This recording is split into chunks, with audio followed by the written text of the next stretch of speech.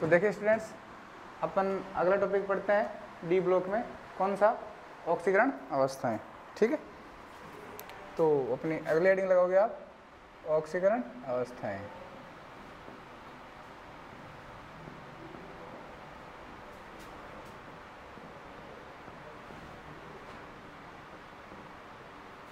Oxidation states.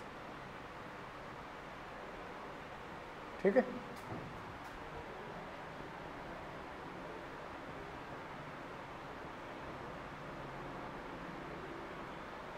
Oxidation states. आपको पता है कि जो डी ब्लॉक एलिमेंट होते हैं, ठीक है, जो डी ब्लॉक एलिमेंट होते हैं उनमें इनमें क्या होता है? n-1d and ns। In orbital की जो एनर्जी होती है वो अप्रोक्स सेम होती है। अपने से पहले घनत्व पढ़ लिया, अंतराकाशी यौगिक पढ़ लिए, गलनांक पढ़ लिए उनके, ठीक है, इलेक्ट्रॉनिक विन्यास पढ़ लिया, बहुत सारी प्रॉपर्टीज अपन ने पढ़ ली उनकी। पढ़ ली नहीं? पढ़ ली नहीं पढ़ी? ठीक है, हाँ बिल्कुल पढ़ ली। ठीक है, अब अगला उन्हीं प्रॉपर्टी में अगली प्रॉपर्टी कौन सी है? ऑक्सीकरण अवस्थाएं। तो आपको ये पता है कि जो डी ब्लॉक एलिमेंट होते हैं उनमें n-1d और ns। अगर आपके पास 4s की बात कर रहे हो आप तो 3d हो जाएगा, 5s की बात करें तो 4d हो जाएगा, 6s की बात करें तो 5d हो जाएगा। तो ये जो ऑर्बिटल्स होते हैं इनकी एनर्जी अप्रोक्सीमेट क्या होती है? सेम, लगभग समान होती है, ज़्यादा अंतर इसमें नहीं होता। जिसकी वजह से क्या होता है कि जो इलेक्ट्रॉन निकलते हैं वो 4s से निकलने के साथ साथ 3d से भी निकल जाते हैं, मतलब ns के साथ साथ n-1d के साथ भी वो निकलने लग जाते हैं, जिसके कारण ये वेरिएबल ऑक्सीडेशन स्टेट शो करते हैं। क्या करते हैं? वेरिएबल ऑक्सीडेशन स्टेट शो करते हैं। शो वेरिएबल ऑक्सीडेशन स्टेट, और आगे मैं ऑक्सीडेशन स्टेट को शॉर्ट में कहूँगा OS। ठीक है ना, ध्यान रखना, मैं OS भी लिखूँगा, आप समझना ऑक्सीडेशन स्टेट की बात हो रही है। तो आपको पता होना चाहिए जो डी ब्लॉक एलिमेंट होते हैं वो वेरिएबल ऑक्सीडेशन स्टेट शो करते हैं। क्या करते हैं? वेरिएबल ऑक्सीडेशन स्टेट शो, मतलब ये वो परिवर्तनशील ऑक्सीकरण अवस्थाएं प्रदर्शित करते हैं। ऐसा नहीं कि लेंथ एंड की तरह केवल +3 ही शो कर दी, ना ना ना ना, +1 से लेकर +7 तक शो करते हैं। मैग्नीज तो +7 तक शो करता है। पहले सबसे पहले इलेक्ट्रॉन कहाँ से निकलेंगे? 4s से, क्योंकि जो 4s होता है वो आउटर मोस्ट होता है। मैं 3d की बात कर रहा हूँ फिलहाल 3d की बात कर रहा हूँ। तो 3d में सबसे पहले इलेक्ट्रॉन कहाँ से निकलेंगे? 4s से, क्योंकि 4s से सबसे बाहर होता है, आउटर मोस्ट शेल वही होता है। फिर इलेक्ट्रॉन कहाँ से निकलेंगे? 3d से। कहाँ से निकलेंगे? 3d से। तो d और s की एनर्जी में डिफरेंस ज़्यादा नहीं होता, इस वजह से इलेक्ट्रॉन s से निकलने के साथ साथ कहाँ से भी निकल जाते हैं? d से भी निकल जाते हैं। इसी कारण जो डी ब्लॉक के एलिमेंट होते हैं वो वेरिएबल ऑक्सीडेशन स्टेट शो करते हैं। ध्यान रखना, 3d 4d सारे ऑर्बिटल कौन सी, सारे एलिमेंट्स कौन सी ऑक्सीडेशन स्टेट शो करते हैं? वेरिएबल ऑक्सीडेशन स्टेट शो करते हैं। तो लिखना है आपको, लिखो लिखो भाई, पहले क्वेश्चन लिखो। एक क्वेश्चन के आधार पर समझते हैं। समझाइए कि संक्रमण धातुएं परिवर्तनशील ऑक्सीकरण अवस्थाएं प्रदर्शित करती है। क्वेश्चन से समझेंगे अपन, ठीक है। क्वेश्चन लिखो, समझाइए कि संक्रमण धातुएं परिवर्तनशील ऑक्सीकरण अवस्थाएं प्रदर्शित करती है। वेरिएबल ऑक्सीडेशन स्टेट शो करती है, परिवर्तनशील ऑक्सीकरण अवस्थाएं प्रदर्शित करती है। आंसर लिखो, क्योंकि संक्रमण धातुओं में, स्टार्ट कहाँ से करोगे? संक्रमण धातुएं परिवर्तनशील ऑक्सीकरण अवस्थाएं प्रदर्शित करती है क्योंकि संक्रमण धातुओं में n-1d व ns कक्षकों की ऊर्जा, n-1d व ns कक्षकों की ऊर्जा लगभग समान होती है। कक्षकों की ऊर्जा लगभग समान होती है, ठीक है, समान होती है। इसी कारण ये तत्व S कक्षक व D कक्षक दोनों से इलेक्ट्रॉन त्याग सकते हैं। इसी कारण ये तत्व S कक्षक व D कक्षक दोनों से इलेक्ट्रॉन त्याग सकते हैं, अतः ये परिवर्तनशील ऑक्सीकरण अवस्थाएं प्रदर्शित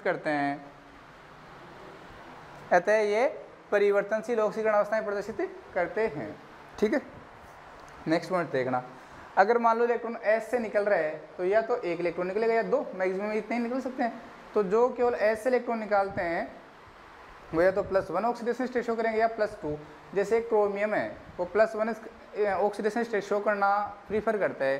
क्यों? क्योंकि जैसे उसने एक इलेक्ट्रॉन निकाला, उसके 4s में एक इलेक्ट्रॉन होता है, 3d5 4s1 एक्सेप्शनल उसका इलेक्ट्रॉनिक विन्यास होता था अपवाद स्वरूप। तो जैसे उसने एक इलेक्ट्रॉन निकाला, पीछे 3d5 स्थायी विन्यास आ गया, तो वो आगे क्यों इलेक्ट्रॉन डोनेट करना चाहेगा भाई? अपने स्थायी विन्यास को अस्थायी क्यों करना चाहेगा? नहीं करना चाहेगा, ठीक है ना। तो लिखना संक्रमण धातुएं केवल NS कक्षक के इलेक्ट्रॉनों का त्याग करती है, तो संक्रमण धातुएं केवल NS कक्षक के इलेक्ट्रॉनों का त्याग करती है तो +1 या +2 ऑक्सीकरण अवस्थाएं प्रदर्शित करती है। +1 या +2 ऑक्सीकरण अवस्थाएं प्रदर्शित करती है। नेक्स्ट लिखना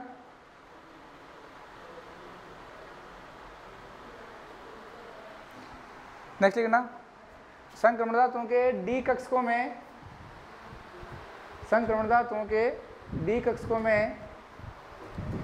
जितने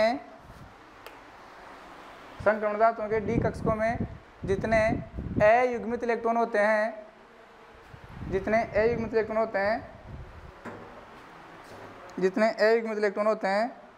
उनका त्याग किया जा सकता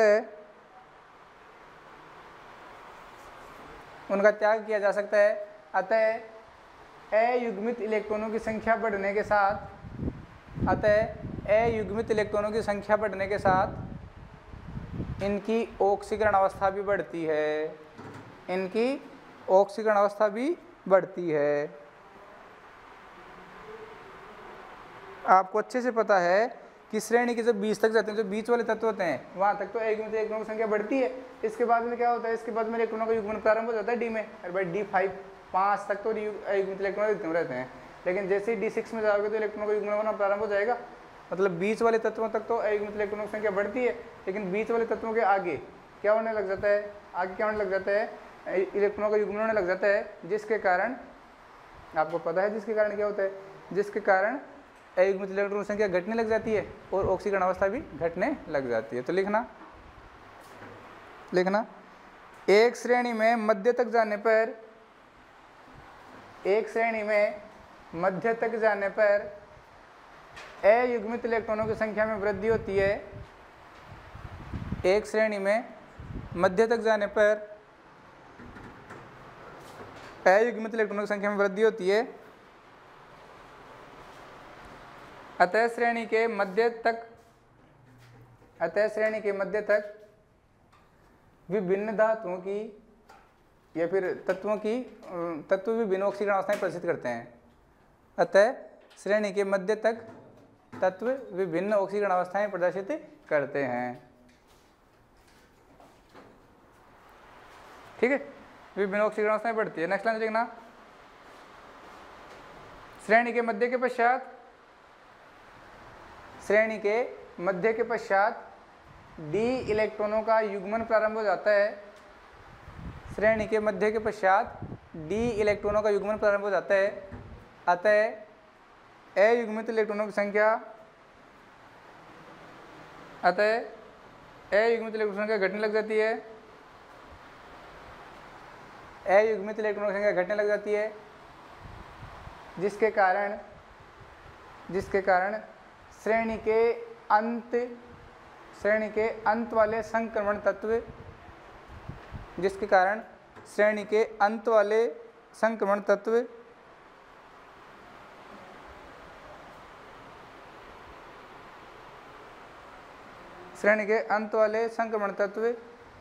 की ऑक्सीकरण अवस्था में कमी आती है।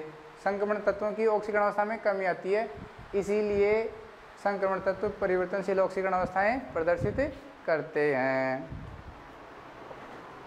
ठीक है भाई, चाहो तो लिख सकते हो कौन कितनी ऑक्सीकरण अवस्था प्रदर्शित करता है। स्कैनेडियम जो है, देखो भाई स्कैनेडियम का होता है 3d1 4s2, 2 इलेक्ट्रॉन s से एक इलेक्ट्रॉन डी से। कितने ऑक्सीडेशन स्टेट शो करता है? +3 +3। टाइटेनियम कितनी करता है? या तो +1 या +4, ठीक है भाई, सॉरी +2 और +4 कितनी करता है?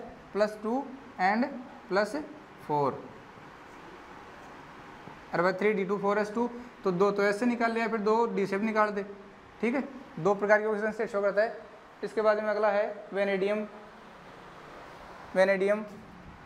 ये करता है +2 +3 +5, ये होता है 3d3 4s2। 5 इलेक्ट्रॉन होते हैं, 2 भी निकाल सकता है एस वाले, अगर एक डी से निकाल दे, अगर सारे डी से निकाल दे तो 2 3 5, ठीक है। क्रोमियम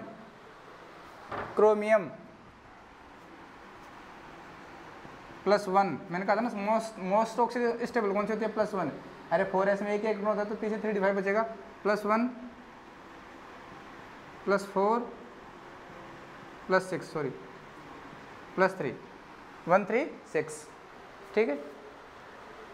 मैग्नीज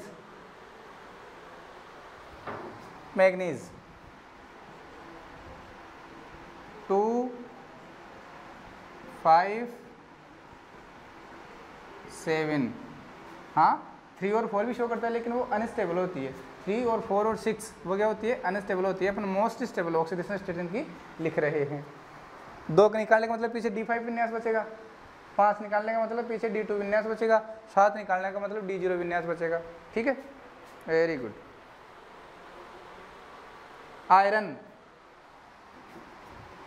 आयरन या तो ये +2 शो करता है या +3, इसके तो ये 2 ही मोस्ट स्टेबल होती है।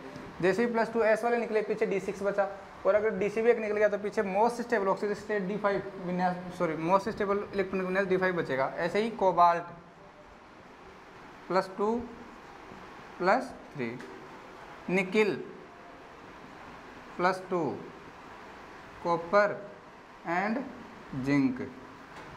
कॉपर आपकी +1 शो करता है, कॉपर कौन सी शो करता है? +1 शो करता है, +2 शो करता है, ध्यान रखना। ये सब क्या करते हैं? +2 शो करते हैं। कॉपर +1 भी शो करता है, कॉपर +1 भी शो करता है और +2 भी शो करता है। +1 में तो D10 विन्यास आ जाएगा और +2 में इसके पास D9 विन्यास आ जाएगा, ठीक है। तो ये लिख लो आप, ऑक्सीडेशन स्टेट कौन कौन से एलिमेंट कौन कौन सी शो करते हैं, ठीक है। हेडिंग लगाओ, विभिन्न ऑक्सीकरण अवस्थाओं का स्थायित्व। विभिन्न ऑक्सीकरण अवस्थाओं का स्थायित्व, कि कौन सी ऑक्सीकरण अवस्था स्थायी होती है, कौन सी स्थायी नहीं होती है, इसको चेक करना है अपने को, ठीक है। तो इसके लिए कुछ डाटाज दिए गए हैं, वो आपको याद रखने पड़ेंगे भाई, ध्यान रखना। लिखो, संक्रमण धातुओं के पास लगभग समान ऊर्जा वाले, संक्रमण धातुओं के पास लगभग समान ऊर्जा वाले n-1d व ns कक्षक उपस्थित होने के कारण, संक्रमण धातुओं के पास लगभग समान ऊर्जा वाले n-1d व ns कक्षक उपस्थित होने के कारण ये विभिन्न ऑक्सीकरण अवस्थाएं प्रदर्शित करते हैं। ये विभिन्न ऑक्सीकरण अवस्थाएं प्रदर्शित करते हैं, फुल स्टॉप। आगे लिखना पहले, उससे पहले एक चीज़ समझ लो, जो ये ऑक्सीकरण अवस्थाएं अलग अलग शो करते हैं ना, इसका स्थायित्व 2 चीज़ों से पता लगाया जाता है, एक तो विलायकन ऊर्जा और एक आयनन ऊर्जा, एक तो विलायकन ऊर्जा और एक आयनन ऊर्जा, है ना। तो इस आधार पे इनको कंपैरिजन किया जाता है कि जिसकी विलायकन ऊर्जा ज़्यादा होती है या फिर जिसकी आयनन ऊर्जा ज़्यादा होती है, उसकी ऑक्सीकरण अवस्था कौन सी स्थायी होती है, उस आधार पर कंपेरिजन किया जाता है। तो आगे लिखना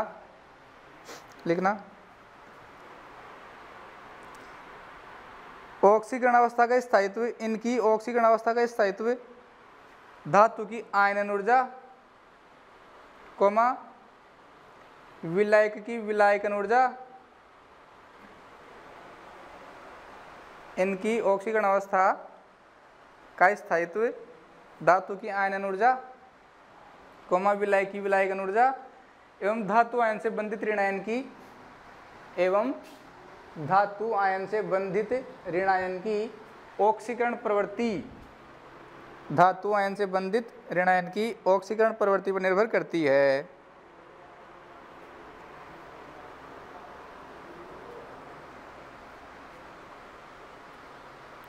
ठीक है, नेक्स्ट वन लिखना, यदि धातु की Ip का मान कम है, आयनन ऊर्जा का मान, यदि धातु की Ip का मान कम है, बताओ क्या होगा, कहा था ना, Ip is inversely proportional to size, size जितनी बड़ी होगी इलेक्ट्रॉन आसानी से निकल जाएगा, कम ऊर्जा से निकल जाएगा। तो यदि धातु की Ip का मान कम है तो यह आसानी से इलेक्ट्रॉन त्याग कर धन आयन बना सकती है। यदि धातु की Ip का मान कम है तो यह आसानी से इलेक्ट्रॉन त्याग कर धन आयन बना सकती है। ठीक है, कंटिन्यू करना, यदि धन आयन की अवस्था में इनके बाह्यतम इलेक्ट्रॉनिक विन्यास में, यदि धन आयन की अवस्था में इनके बाह्यतम इलेक्ट्रॉनिक विन्यास में अर्धपूरित, यदि धन आयन की अवस्था में इनके बाह्यतम इलेक्ट्रॉनिक विन्यास में अर्धपूरित रिक्त या पूर्ण पूरित कक्षक उपस्थित रहते हैं, पूर्ण पूरित कक्षक उपस्थित रहते हैं, तो ये अपेक्षाकृत अधिक स्थायी होने के कारण,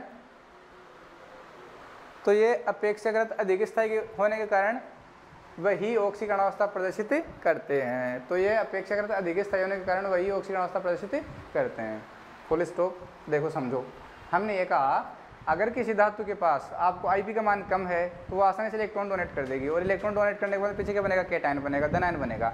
ठीक है, और वो धन आयन जो बन रहा है, अगर उस धन आयन में जो कक्षक आ रहे हैं आपके पास इलेक्ट्रॉनिक विन्यास में, अगर वो या तो खाली हैं पूरे, या सारे आधे भरे हुए हैं, या पूरे भरे हुए हैं, तो उसका स्थायित्व ज़्यादा होता है, उन कक्षकों का स्थायित्व ज़्यादा होने के कारण वो ऑक्सीकरण अवस्था स्थायी होती है। जैसे मान लो क्रोमियम है, अगर क्रोमियम ने एक इलेक्ट्रॉन निकाल दिया तो क्रोमियम +1 ऑक्सीकरण अवस्था शो करेगा।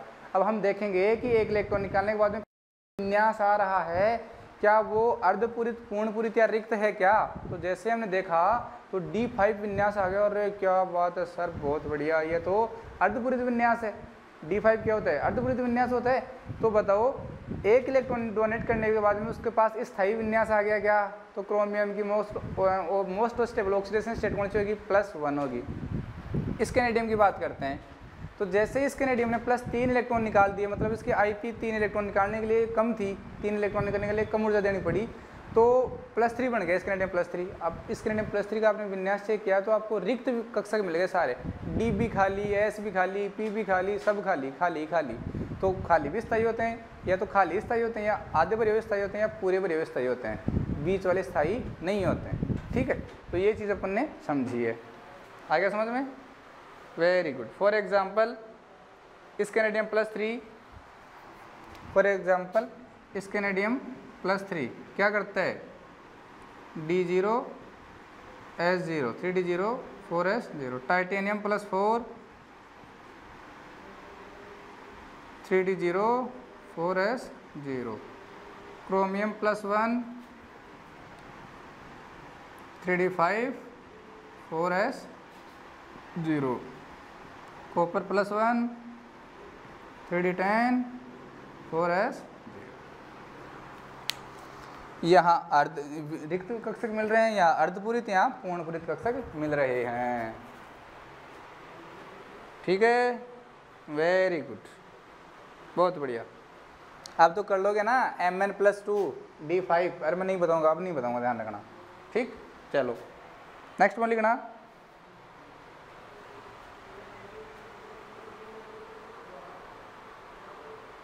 चलो क्वेश्चन लिखो एक, समझाइए कि क्रोमियम +3 अधिक स्थायी होता है। क्वेश्चन है, समझाइए कि क्रोमियम +3 अधिक स्थायी होता है। देखो भाई समझाओ इसको, ये इंपॉर्टेंट क्वेश्चन है। क्वेश्चन क्या है आपको, समझाइए कि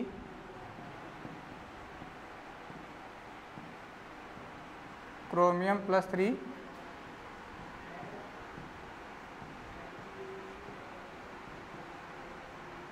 अधिक स्थायी होता है। ठीक है। तो बात करते हैं क्रोमियम की। तो आपको पता है जो क्रोमियम होता है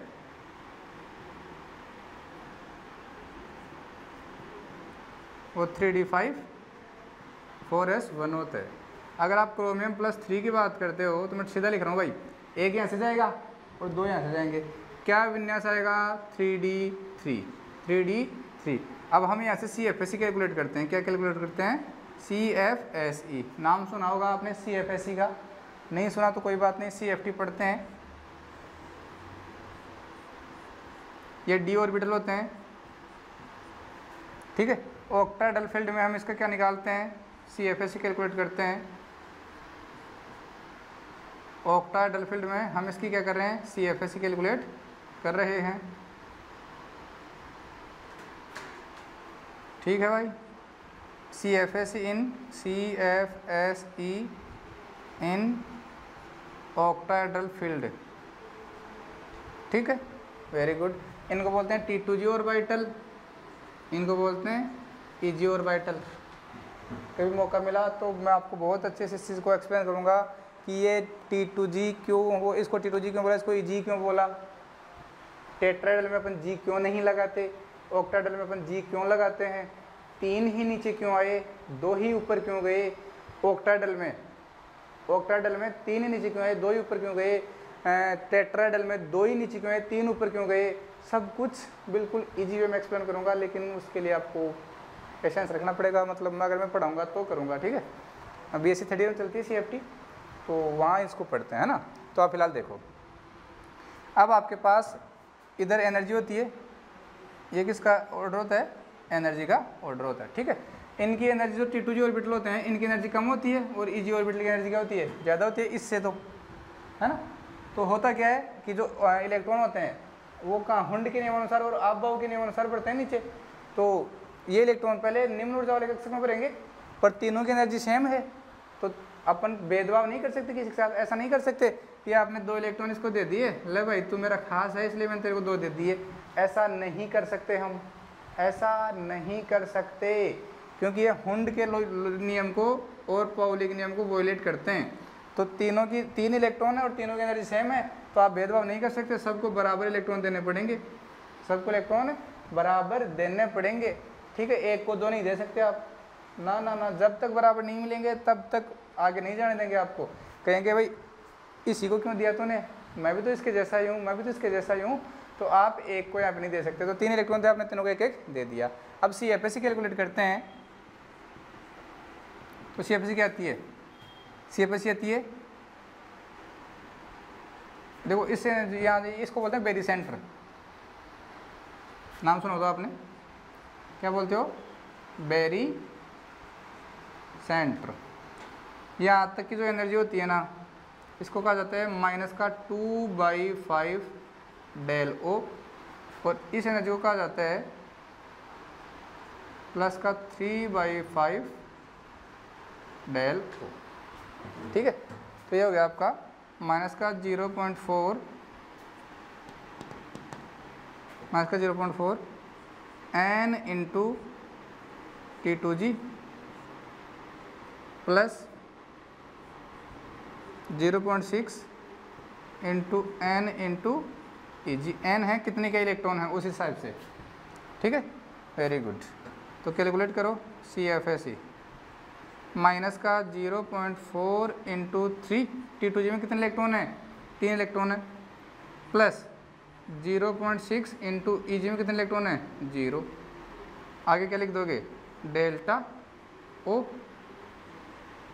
ऑक्टाहेड्रल फील्ड की बात कर रहे हो ना, इसलिए कितनी आ गई? -1.2 del O। कितनी आ गई? -1.2 del O। अगर आप किसकी बात करते हो? D5 की बात करते हो, क्रोमियम +1 की बात करते हो, तो 5 इलेक्ट्रॉन आएंगे, 1 2 3, अब बराबर भर गए। अगर चौथा आपने यहाँ भरा होता और 5वां यहाँ भरा होता तो ऑब्जेक्शन कर देते, नहीं भाई मैं क्यों नहीं, मुझे क्यों नहीं दिया, इन 2 को क्यों दिया। तो हम ऐसा नहीं चाहते, इसलिए हमने क्या किया, 1 2 3 4 और 5 इस टाइप से इलेक्ट्रॉन भर दिए, ठीक है। इस टाइप से जैसे अपने इलेक्ट्रॉन भरे तो क्या होगा, बोलो क्या होगा? होना क्या है? नीचे वालों को 0.4 से मल्टीप्लाई करो, ऊपर वालों को 0.6 से मल्टीप्लाई करो, तो करोगे माइनस का 0.4 इंटू 3 प्लस का 0.6 इंटू 2, तो ये प्लस का 1.2 ये माइनस का 1.2 कैंसिल हो कितना आ गया 0 आ गया। तो सी एफ एस सी क्या आ गई 0 आ गई D5 विन्यास में। तो क्रोमियम +1 में सी एफ एस सी कितनी आ गई 0 आ गई। और क्रोमियम +3 की सी एफ एस सी सबसे ज़्यादा होती है। क्रोमियम +3 की सी एफ एस सी देखो सबसे ज़्यादा कितनी माइनस का 1.2 डेलो, C F S C minus में होती है, ध्यान रखना C F S C minus में ही होती है। और कितनी आ गई 1.2 डेलो। तो आपको ये पता होना चाहिए कि C F S E of chromium +1 कितनी आ रही है 0। C F S E of chromium +3 कितनी आ गई 1 माइनस का 1.2 डेल ओ, बहुत ज़्यादा आ गई। ठीक है भाई, और कैलकुलेट करना चाहोगे? नहीं सर, हम और कैलकुलेट नहीं करना नहीं चाहेंगे। तो ये मैक्सिमम है, ये क्या है आपकी मैक्सिमम है, maximum C F S E. So chromium +3 is more stable. So chromium +3 is more stable. अच्छा दिमाग में, तो इसको तो बाद में, फोटो को तो बाद में बना लेना आप, पहले लिखवा देता हूँ इसके बारे में कि क्रोमियम +3 ज़्यादा स्थायी क्यों होता है। ठीक है, चलो लिखो भाई।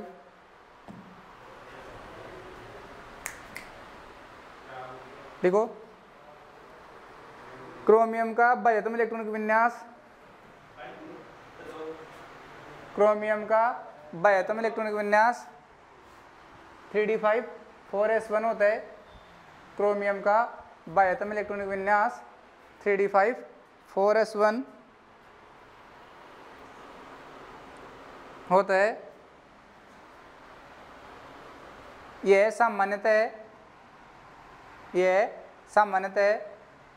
+1, +3, +6, यह सामान्यतः +1, +3, +6, +6 में तो इलेक्ट्रॉन जीरो हो जाएंगे, तो सी एफ एस सी क्या हो जाएगी 0 हो जाएगी।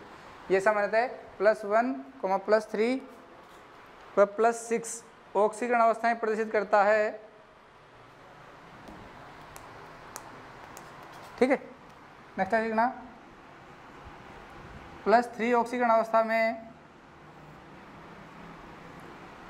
+3 ऑक्सीकरण अवस्था में इलेक्ट्रॉनिक विन्यास, +3 ऑक्सीकरण अवस्था में बाह्यतम इलेक्ट्रॉनिक विन्यास 3d3 4s0, +3 ऑक्सीकरण अवस्था में इलेक्ट्रॉनिक विन्यास 3d3 4s0 होता है। एवं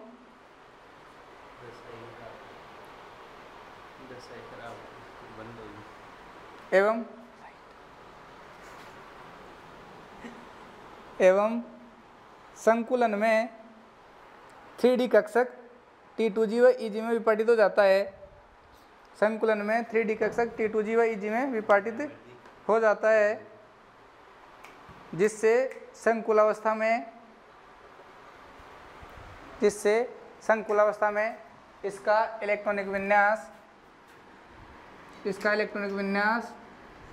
T2G3 EG0, देखो भाई T2G में 3 इलेक्ट्रॉन, EG में 0, जिससे संकुलावस्था में इसका इलेक्ट्रॉनिक विन्यास T2G3 EG0। ठीक है, हो जाते हैं, जो कि हो जाते हैं। ठीक है, फुल स्टॉप। क्रोमियम +3 विन्यास की CFSE अधिकतम होती है, क्वेश्चन में लिखना माइनस का 1.2 डेल ओ अधिकतम होती है।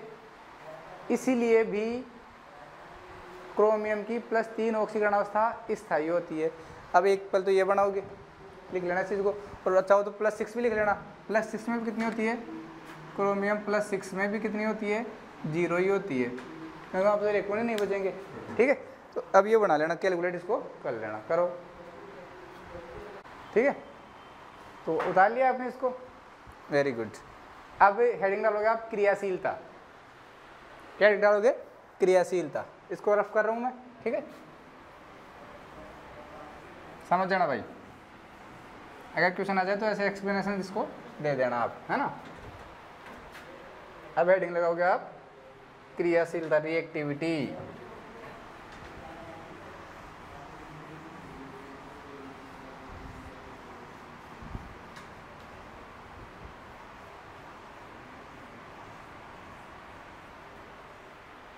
अगला पॉइंट आप लगाओगे क्रियाशीलता।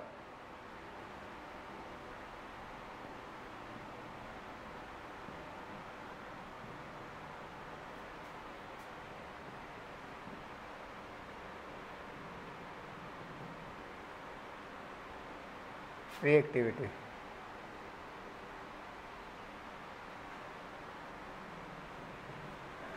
देखो भाई, आपको ये एक चीज़ तो पता होना चाहिए, reactivity is inversely proportional to stability. Reactivity is inversely proportional to stability. जो जितना ज़्यादा स्टेबल होगा वो उतना ही कम क्या होगा, रिएक्टिव होगा। तो जो संक्रमण धातुएं होती है ये क्या होती है, कम क्रियाशील होती है। क्या होती है, कम क्रियाशील होती है। इसके बहुत सारे रीज़न हैं, इसके बहुत सारे रीज़न हैं। एक तो रीज़न ये है कि एक तो स्टेबल होती है, ठीक है। इनकी ऊर्ध्वपातन एंथैल्पी का मान बहुत ज़्यादा होता है। जो डी से संयुग्म बंध बनता है वो स्ट्रॉन्ग बनता है। ये कठोर होती है।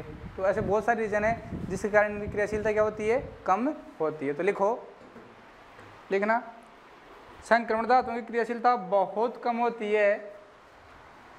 संक्रमण धातुओं की क्रियाशीलता बहुत कम होती है क्योंकि संक्रमण धातुओं की क्रियाशीलता बहुत कम होती है क्योंकि डैश लगाओ नंबर 1, क्योंकि पहला पॉइंट लिखो, इनके आकार अपेक्षाकृत छोटे होते हैं। क्योंकि इनके आकार अपेक्षाकृत छोटे होते हैं। पॉइंट नंबर 2, आयनन ऊर्जा उच्च होती है, आईपी या आईई। पहला तो लिखा आपने, इनके आकार बहुत छोटे होते हैं। पॉइंट नंबर 2, इनकी आयनन ऊर्जा उच्च होती है, मतलब इलेक्ट्रॉन निकालने के लिए आवश्यक ऊर्जा अधिक होती है, ज़्यादा चाहिए। तीसरा लिखो, डीडी सहसंयोजक बंधों के कारण, डीडी सहसंयोजक बंधों के कारण ये कठोर होते हैं। डीडी सहसंयोजक बंधों के कारण ये कठोर होते हैं एवं इनकी ऊर्ध्वपातन ऊष्मा का मान उच्च होता है। एवं इनकी ऊर्ध्वपातन ऊष्मा, सब्लिमेशन एंथैल्पी, ठीक है, एवं इनकी ऊर्ध्वपातन ऊष्मा का मान उच्च होता है, ठीक है। अगला पॉइंट लिखना, इनके धातु आयन आसानी से जलयोजित नहीं होते हैं। इनके धातु आयन आसानी से जलयोजित नहीं होते हैं। इनके धातु आयन आसानी से जलयोजित नहीं होते हैं, इसलिए संक्रमण धातुएं कम क्रियाशील होती है। इनके धातु आयन आसानी से जलयोजित नहीं होते हैं, इसलिए संक्रमण धातुएं कम क्रियाशील होती है।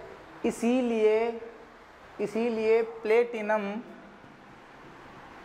एवं गोल्ड, सोना, इसीलिए प्लेटिनम एवं सोना, गोल्ड, पीटी एवं ईयू प्रकृति में मुक्त अवस्था में पाए जाते हैं। ये कम क्रियाशील होती है ना, इसी के कारण प्लेटिनम और गोल्ड प्रकृति में फ्री स्टेट में पाए जाते हैं, मुक्त अवस्था में पाए जाते हैं। समझ में आ गया क्या? बहुत बढ़िया भाई। पता सबसे महंगी मेटल कौन सी है? प्लेटिनम, उसके बाद में सोना। सबसे महंगी मेटल है प्लेटिनम, ध्यान रखना भाई इस बात का, ठीक है। Very good. नेक्स्ट पॉइंट लिखना, सामान्यतः 3D श्रेणी की तुलना में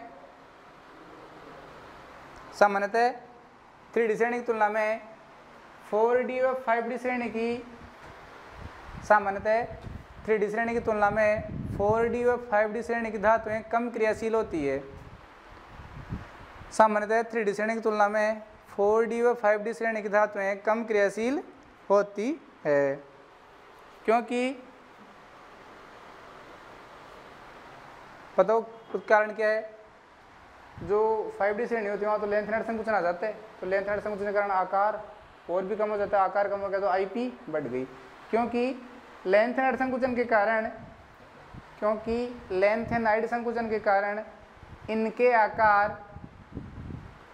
इनके आकार बहुत कम तथा इनकी आयन ऊर्जा बहुत अधिक हो जाती है, ठीक है ना, क्योंकि लेंथेनाइट संकोचन के कारण इनके आकार बहुत कम तथा आयन ऊर्जा बहुत अधिक हो जाती है। Very good. हेडिंग लगाओ चुंबकीय गुण। अगली हेडिंग लगाओ चुंबकीय गुण।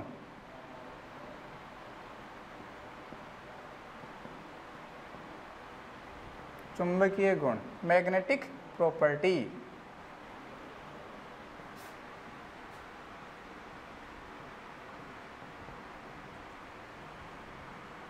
मैग्नेटिक प्रॉपर्टी, ठीक है भाई। अब आपको पता होना चाहिए कि पता क्या होना चाहिए, जो संक्रमण धातुएं होती है ना 3D 45D, वो सारे प्रकार के चुंबकीय गुण प्रदर्शित करती है। अनुचुंबकीय, प्रतिचुंबकीय, लोह चुंबकीय, फेरोमैग्नेटिक, सारे गुण प्रदर्शित करती है। अनुचुंबकीय का मतलब तो आपको पता है ही कि जिनके पास भी अयुग्मित इलेक्ट्रॉन होते हैं वो सब क्या होते हैं, अनुचुंबकीय होते हैं, ठीक है ना। तो ये सारे गुण प्रदर्शित करते हैं। लिख लो, लिखो भाई। संक्रमण धातुएं अनुचुंबकीय, प्रतिचुंबकीय, लोह चुंबकीय, जिसको फेरोमैग्नेटिक बोलते हो आप, ठीक है। संक्रमण धातुएं अनुचुंबकीय मतलब पैरामैग्नेटिक, प्रतिचुंबकीय, डायामैग्नेटिक, व लोह चुंबकीय ब्रैकेट में फेरोमैग्नेटिक, सभी गुण प्रदर्शित करती हैं, सभी गुण प्रदर्शित करती हैं। पहला लिखो अनुचुंबकीय प्रकृति। फर्स्ट क्या लिखोगे इसमें, पैरामैग्नेटिक नेचर, पैरामैग्नेटिक नेचर। तो आपको ये अच्छे से पता है इस चीज़ का। तो दूसरा कौन सा आएगा, डायामैग्नेटिक नेचर।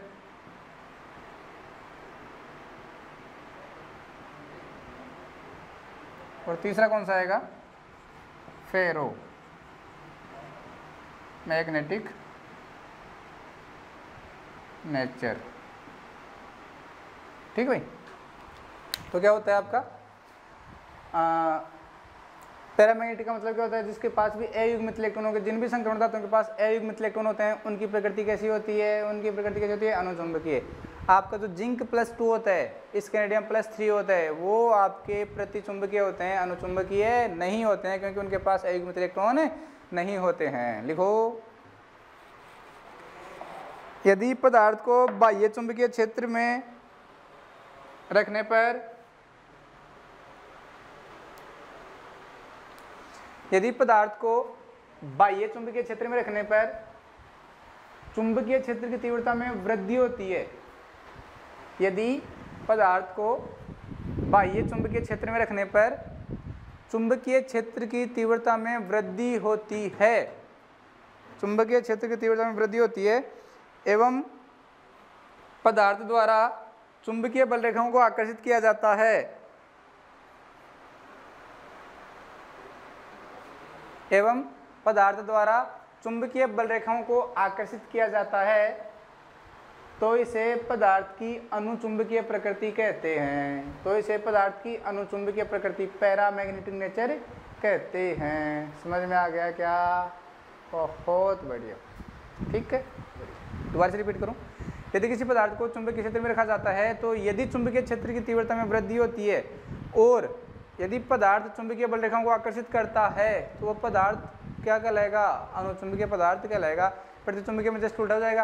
अगर पदार्थ को चुंबकीय क्षेत्र में रखते हो तो चुंबकीय क्षेत्र की तीव्रता में कमी हो जाती है और चुंबकीय बल रेखाओं को प्रतिकर्षित करता है, तो उसे क्या कहोगे आप? प्रतिचुंबकीय प्रकृति। लिखना, प्रतिचुंबकीय प्रकृति लिखो, डायामैग्नेटिक नेचर, प्रतिचुंबकीय प्रकृति।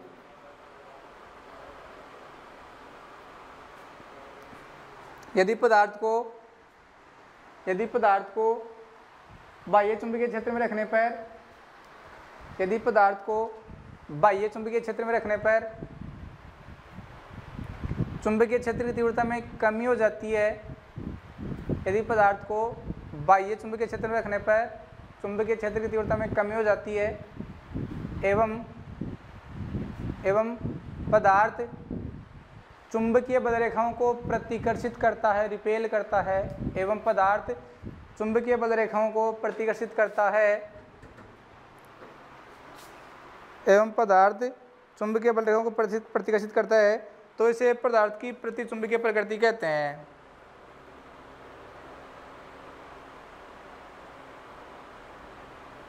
तो इसे क्या कहते हैं? प्रतिचुंबकीय प्रकृति कहते हैं। अब तीसरा लिखो, लोहा चुंबकीय, फेरोमैग्नेटिक नेचर। पहले सुन लेना, बाद में लिख लेना। क्या कहा जाता है? यदि पदार्थ में खुद में अगर चुंबकत्व का गुण ज़्यादा है, अगर पदार्थ में खुद में क्या है, चुंबकत्व का गुण ज़्यादा है, तो चुंबकीय क्षेत्र हटाने पर भी वो खुद चुंबक की तरह व्यवहार करने लग जाता है। यदि पदार्थ में चुंबकत्व का गुण ज़्यादा है तो चुंबकीय क्षेत्र हटाने पर भी, चुंबकीय क्षेत्र की अनुपस्थिति में भी वो खुद क्या करने लगा जाता है, चुंबक की तरह व्यवहार करने लग जाता है। तो पदार्थों के इस गुण को क्या कहते हैं? लोह चुंबकत्व। जैसे आपने लोहे को चुंबक के संपर्क में रखा होगा कई बार, तो कुछ समय संपर्क में रखने के बाद में अगर आप चुंबक को हटा लेते हो ना, तो कुछ समय के लिए वो लोहा चुंबक की तरह बन जाता है आपका, वो दूसरे को आकर्षित करने लग जाता है कुछ समय के लिए। इसी को बोलते हैं फेरोमैग्नेटिक नेचर। लिख लो, लिखना भाई। यदि पदार्थ में चुंबकत्व बहुत अधिक होता है, यदि पदार्थ में चुंबकत्व बहुत अधिक होता है, यदि पदार्थ में चुंबकत्व बहुत अधिक होता है एवं बाह्य चुंबकीय क्षेत्र की अनुपस्थिति में, एवं बाह्य चुंबकीय क्षेत्र की अनुपस्थिति में ये स्वयं चुंबक की तरह व्यवहार करते हैं, एवं बाह्य चुंबकीय क्षेत्र की अनुपस्थिति में ये स्वयं चुंबक की तरह व्यवहार करते हैं,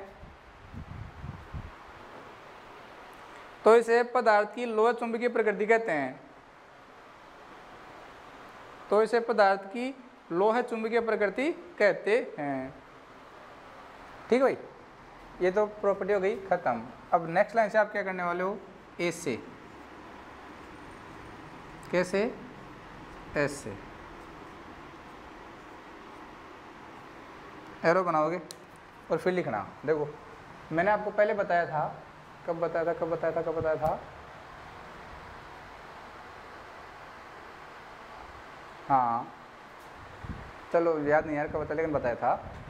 जो देखो 3D सीरीज है ना, 3D सीरीज की जो धातुएं होती है ना, उनका चुंबकीय गुण केवल इलेक्ट्रॉन की चक्रण गति पर निर्भर करता है। इलेक्ट्रॉन की केवल चक्रण गति पर निर्भर करता है। तो वहाँ आप क्या पढ़ते हो? जो चुंबकीय गुण के कैलकुलेट करते हो कैसे करते हैं? μs = √n × n+2 bm। इसको बोलते हैं spin only magnetic moment. Spin only magnetic moment. हाँ अब पता है कहाँ पढ़ा था? वीबीटी पढ़ी थी अपन ने। वीबीटी कहाँ पढ़ी थी? आपकी सेकेंड ईयर में है इनऑर्गेनिक में वीबीटी, तो वहाँ पर ने इसको पढ़ा है। ठीक है, तो ये फॉर्मूला किसके लिए वैलिड होता है? 3D सीरीज के लिए। और 3D सीरीज की जो धातुएं होती हैं उनमें चुंबकीय गुण केवल इलेक्ट्रॉन की चक्रण गति पर निर्भर करता है। ध्यान रखना, 3D सीरीज के लिए चुंबकीय गुण केवल इलेक्ट्रॉन की चक्रण गति पर निर्भर करता है। और 4D और 5D सीरीज के लिए जो इलेक्ट्रॉन का चुंबकीय गुण है वो इलेक्ट्रॉन की चक्रण गति के साथ साथ कक्षीय गति पर भी निर्भर करता है। तो ये फॉर्मूला तो किसके लिए वैलिड है? 3D सीरीज के लिए। ठीक है, और 4D सीरीज के लिए क्या होता है? Mu total = μs + μl।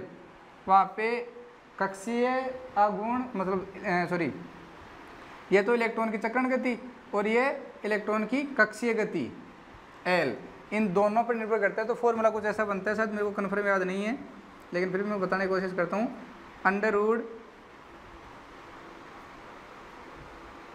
√4s × s+1 + l × l+1 bm। यही होता है भाई, ध्यान रखना। ये आपको होता है μt टोटल।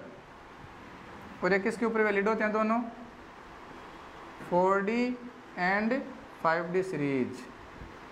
आपको पता होना चाहिए, बार बार मैं कह रहा हूँ कि 3D सीरीज का जो इसको क्या बोलते हो? Spin only magnetic moment. Spin only magnetic moment. और ये क्या होता है आपका? Spin as well as orbital, spin as well as orbital magnetic moment. ठीक है, जो टोटल मैग्नेटिक मोमेंट होता है वो स्पिन एंड ऑर्बिटल दोनों पे डिपेंड करता है, किसमें 4D और 5D सीरीज के लिए। तो अब आपको थोड़ा लिखना है, इसको बाद में लिखना है, आपको पहले मैं जो बोल रहा हूँ उसको लिखना है। ठीक है, तो एरो लगा के लिखो। संक्रमण धातुओं में इलेक्ट्रॉन की कक्षीय गति व चक्रण गति, संक्रमण धातुओं में इलेक्ट्रॉन की कक्षीय गति व चक्रण गति, इलेक्ट्रॉन की कक्षीय गति व चक्रण गति के कारण उत्पन्न कुल चुंबकीय गुण को, इलेक्ट्रॉन की कक्षीय गति व चुंबकीय गति के कारण उत्पन्न कुल चुंबकीय गुण को म्यू इफेक्टिव, इलेक्ट्रॉन की चक्रण गति व कक्षीय गति के कारण उत्पन्न चुंबकीय गुण को म्यू इफेक्टिव लिख लो, म्यू इफेक्टिव से प्रदर्शित करते हैं, जो कि म्यू एस व म्यू एल, जो कि म्यू एस व म्यू एल, जो कि म्यू एस व म्यू एल के योग के बराबर होता है, म्यू एस व म्यू एल योग के बराबर होता है। अर्थात ये लिख लो, ये लिख लो, mu effective is equal to mu of spin, S का मतलब spin, plus mu of orbital.